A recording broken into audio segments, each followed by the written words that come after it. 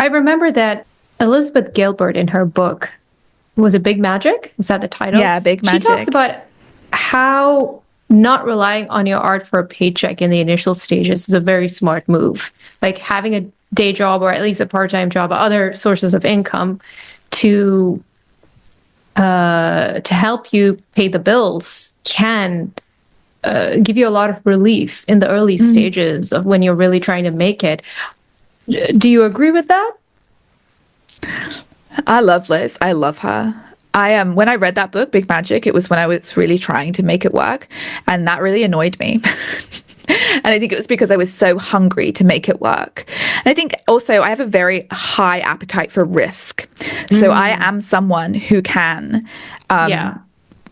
I am someone who can go all in. I'm also privileged in the So fact burn that the I know that boats. exactly, and because I have the privilege of knowing that if everything was to go very, very wrong, like I had a family I could go back to, I could go move There you back in with go. my parents. Yeah. Like I had a safety net. And so for Yeah. me, and because I also had a high tolerance for risk, like the fact that I was going all in, it didn't impact my relationship to my writing. Like for me, it was okay.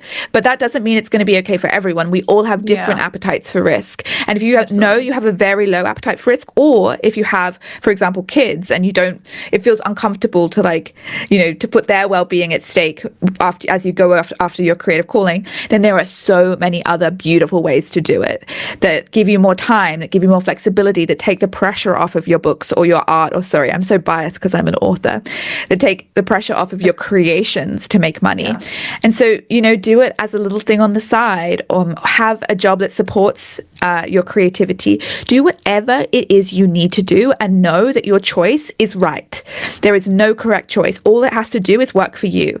And for me, I was okay with taking a high risk and going all in.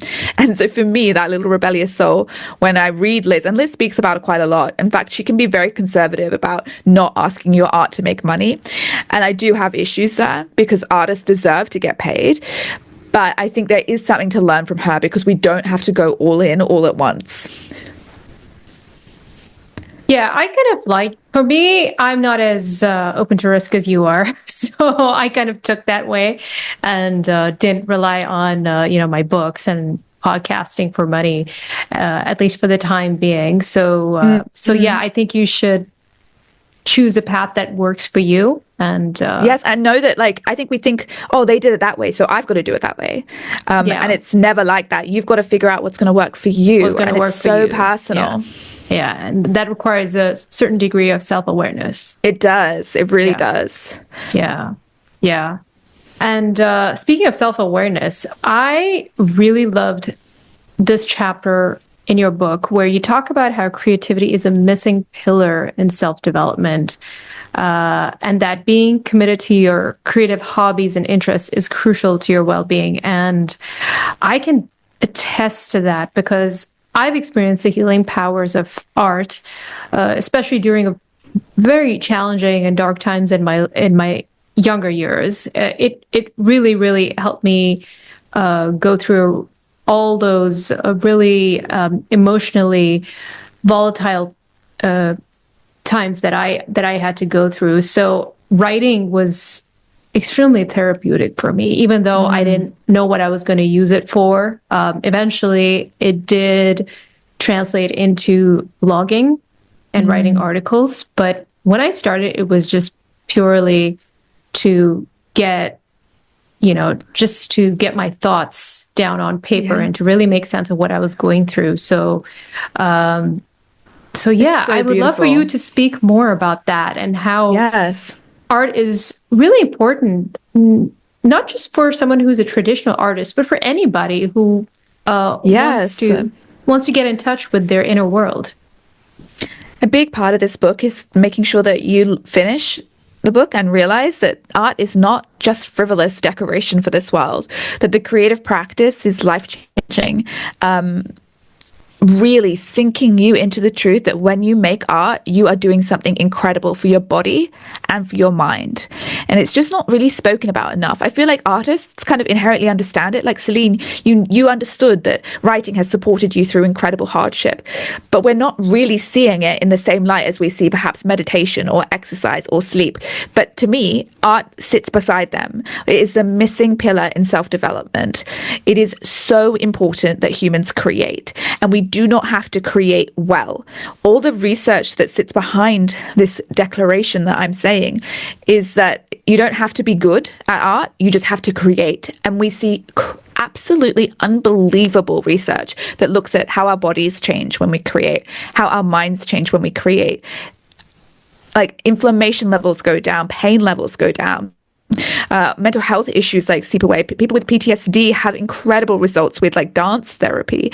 That any type of art done in any type of way, whether really well or really poorly, is going to impact you physiologically. And it almost has too many impacts. Like, I think it's hard to understand the power of art because it impacts us in so many ways. It's not like when you take like aspirin and it has like a certain, like, 3 or 4 effects on the body. When you take art, we see hundreds and hundreds of physiological responses. And so it's almost hard for me to really sit down and convince you of it because the impact is so amazingly large, it's almost hard to believe.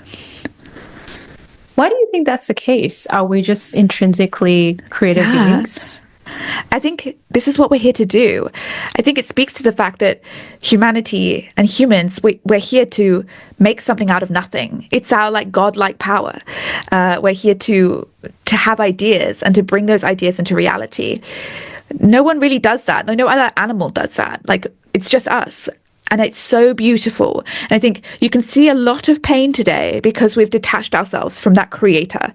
Yeah, like, Brené Brown role. mentions it in her book, right? If suppressed creativity metastasizes. Oh, I'm a huge Brené fan. I'm so surprised I've never come across that. But yes, I mean, 100%. I think you see it when you look at people who are feeling a lack of agency or a lack of purpose. You can see it, I think, especially in young men today. They're not creating. They don't have that sense of agency or purpose that comes when you decide you're going to make something. Instead, we're consuming at huge rates. Instead, we're numbing ourselves with content, with games, with TV. And we're just feeding ourselves instead of creating and letting stuff go and processing and alchemizing through art. I love that you asked that question. No one's asked me that question. Why does it have this incredible physiological impact? And I think it just comes down to the fact that we are literally just here to make stuff. And it's not because we're here to be inherently productive. Like, I don't want this to kind of come across as like, we're here to produce. Like, no, we're here to make art. And it's kind of, I think that is a distinct difference. Is there a spiritual element to it? I mean, I feel like all the great creative teachers think so, right? We've got Julia Cameron, we got Rick Rubin. So many people speak to this holy or spiritual element to the arts because there's something about it that's just like not quite explainable. Yeah. And Michael Jackson and Quincy Jones, they have mentioned it too. There is something about it that's divine, I think, or at least very inexplicable, maybe so innately human that we just can't quite understand it. But I think when we commit ourselves to our creativity, we do allow something a little bit magical into our lives, a little bit of the unknown, which I love. Do you feel that as an artist, like when you're creating, do you feel like you're channeling inspiration? How does that feel for you? I experience flow state a lot, which feels spiritual, where I'm just so deep in the story or so deep in an idea that I'm almost not conscious, like that I am in some other realm. And that is very beautiful. Zone. Yeah. But I also love to bring the conversation back to like art being very human. I think we have so many creative teachers that are like, mysticize it. And I love the mysticism. But I also think that sometimes that mysticism turns into a sort of perfectionism. And again, we elevate art as to being something of the gods. we romanticize it. And so we kind of lose the gritty, messy part of it all, and understanding that art, while it does have this like ethereal quality, it's also very human, and you're allowed to make mistakes. You're allowed to fail a lot. You're allowed to make art in messy places, in unideal circumstances.